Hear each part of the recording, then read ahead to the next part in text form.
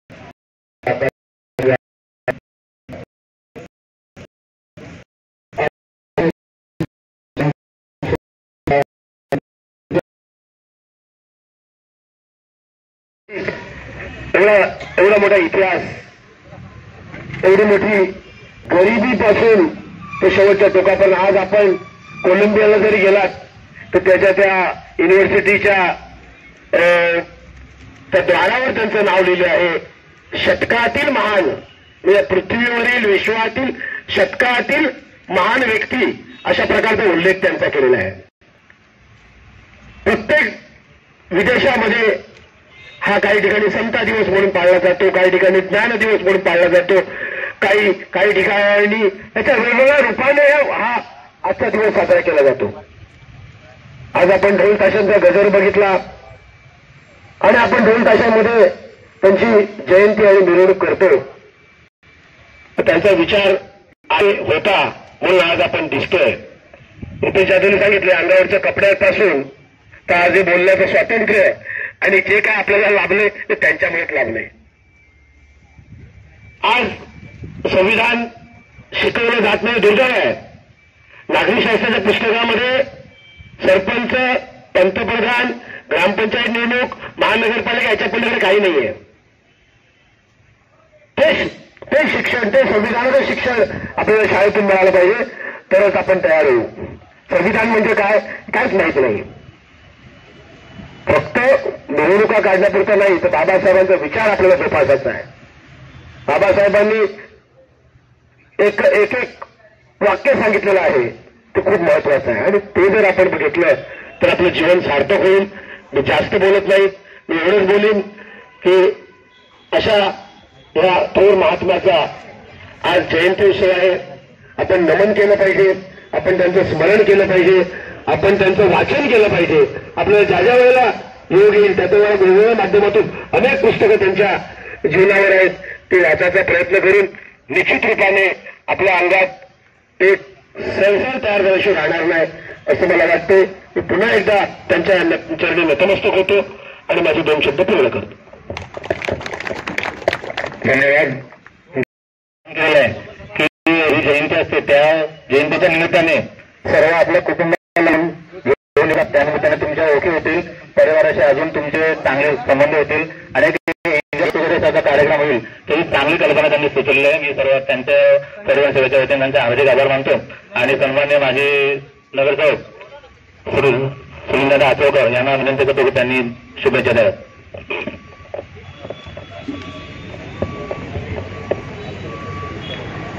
संपूर्ण विश्वाने ज्याचा गौरव केला, मुलं सगळे आहेत, पण त्याला महामानव अशी उपाधी मिळाली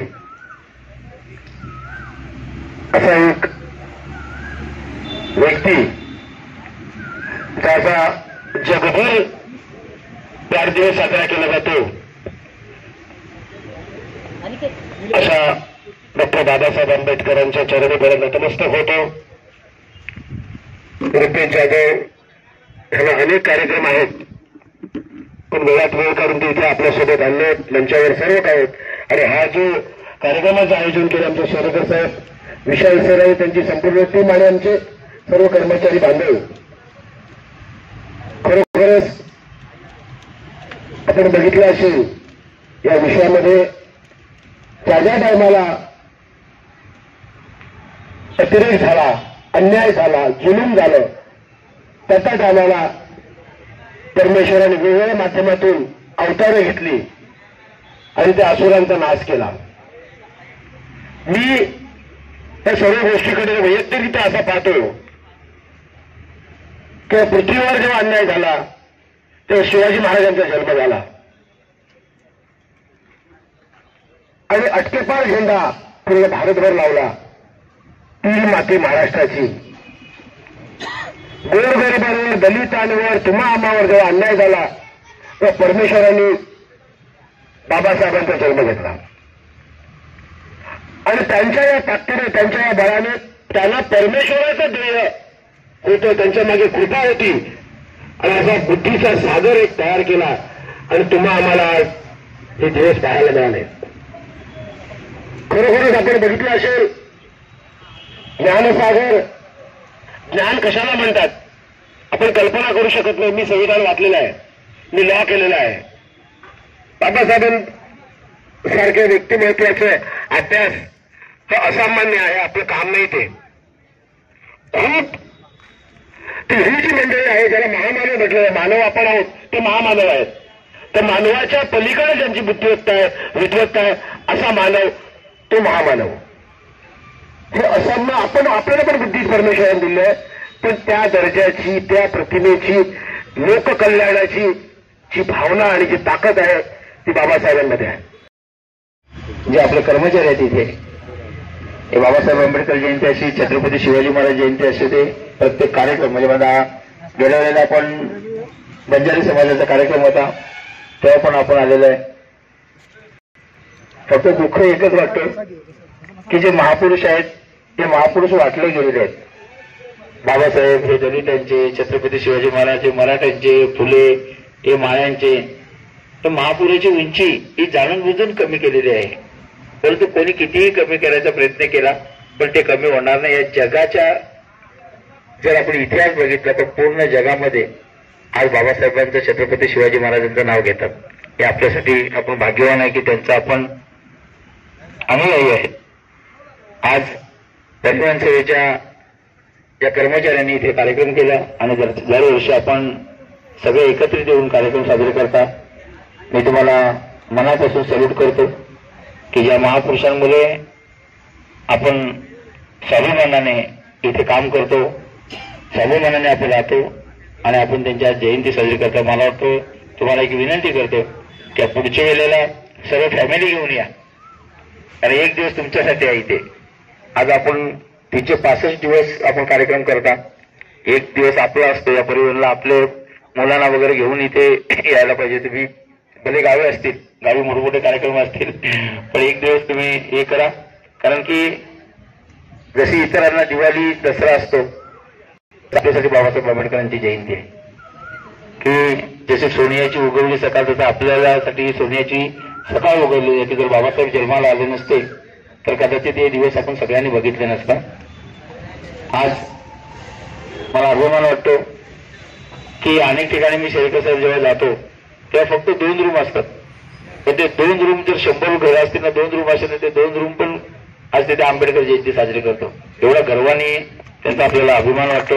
आणि माझा एक मी पहिल्याच मनात ठेवलेलं आहे की तुम्ही मोठे मोठे कार्यक्रम केले त्याच्यापेक्षा मी त्या 2 घरांनी जिथे जयंती केली त्यांना मी तिथे भेटायला जातो, कारण मग ते त्यांना पण चांगलं वाटतं. तर अनेक ठिकाणी आज कार्यक्रम आहे म्हणून मी आपली लवकर अर्थ घेणार आहे. मी आमच्या सगळ्या परिवारांच्या कर्मचाऱ्यांना आजच्या बाबासाहेब आंबेडकरांच्या जयंतीनिमित्ताने तुम्हाला मंगलमय शुभेच्छा देतो आणि एवढंच सांगतो की कधीही कुठल्याही क्षणाला रुपेश जाधव नेहमी आपल्या सोबत असेल, आपली पूर्ण टीम तुमच्या सोबत असेल. असंच सातत्याने चांगलं काम करा. या परिवारांचं नाव या महाराष्ट्रामध्ये, भारतामध्ये एक चांगल्या प्रकारे कसं जाईल याच्या दृष्टिकोनातून, कारण मला वाटतं आता ज्या ज्या सुविधा आहेत त्या आपल्याला चांगल्या पद्धतीने मिळालेल्या आहेत. आपले जे वकील आहेत त्यांच्याशी नेहमी माझे वेळ चालू असतो. विशाल सरांशी मी नेहमी बोलत होतो, शेरेकरांशी बोलत असतो. आणि जी आपली कामं जी बाकी होती ते सोडवण्याचा प्रयत्न केला. आणखी काही प्रश्न असतील तर नक्कीच आपण तुम्हाला मदत करू. पुन्हा एकदा या कार्यक्रमाला मला आमंत्रित केलं त्याबद्दल आपल्या सगळ्यांचे ऋणी राहील. जय हिंद, जय भारत. थँक्यू.